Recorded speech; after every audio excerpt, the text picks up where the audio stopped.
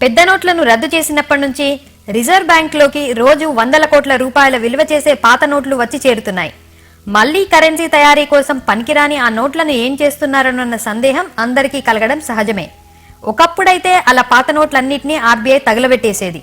కానీ ఇప్పుడు పోగైన ఆ నోట్లన్నింటినీ తీసుకెళ్లి కేరళలోని ఓ పాత ప్లైవుడ్ ఫ్యాక్టరీకి అమ్మేస్తోంది. దేశంలో ఆ నోట్లని మళ్లీ పునర్వినియోగంలోకి తీసుకువచ్చే ఫ్యాక్టరీ అదొకటే మరి. కానూర్ జిల్లాలో కొలువైన వెస్టర్న్ ఇండియా ప్లైవుడ్స్ దేశంలోని పురాతన హార్డ్బోర్డ్ తయారీ సంస్థల్లో ఒకటి. మొదట్లో కేరళలోని ఆర్బీఐ శాఖ పాత నోట్లను తగలబెడుతోందని తెలిసి వాటిని హార్డ్బోర్డ్ షీట్ల తయారీలలో వాడుకునే అవకాశం ఉందో లేదో తెలుసుకునేందుకు ప్రయోగాలు చేసింది. కాగితం కంటే మందంగా ఉండే కరెన్సీని గుజ్జులా మార్చి హార్డ్బోర్డులు తయారు చేయడం కష్టమైన ప్రయోగాల అనంతరం వాటిని అట్టల తయారీలో ఉపయోగించే పద్ధతిని కనిపెట్టారు.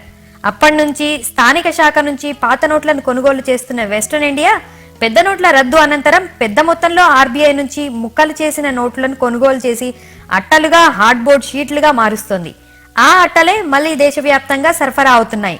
కాబట్టి ఆ సంస్థ లోగో ఉన్న అట్టలు కనిపిస్తే వాటిలో మన పాత నోట్లే ఉన్నాయన్న విషయం మర్చిపోకండి. ఈ వీడియో మీకు నచ్చినట్టయితే లైక్ చేయండి, కామెంట్ చేయండి. మరిన్ని ఇంట్రెస్టింగ్ వీడియోస్ కోసం సబ్స్క్రైబ్ చేసుకోండి. Thanks for watching.